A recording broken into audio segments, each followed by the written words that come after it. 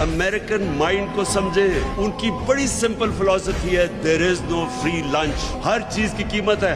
मुझे आज बताएं कि एक जगह कभी किसी ने अप्रिशिएट किया है कि जिस मुल्क ने उनके साथ वॉर ऑन टेरर के अंदर सबसे ज्यादा कुर्बानियां दी, एक जगह अप्रिसिएशन हुई? ये चाहते हैं आराम से गुलामी करो, अमेरिका की जो वो कहता है मानो, तो वो थोड़े से डॉलर्स भेज देंगे। मेरा अगला क्वेश्चन ये कि क्या इससे पाकिस्तान पैर पे खड़ा हो जाएगा? क्या और थोड़े और डॉलर मिल जाएंगे?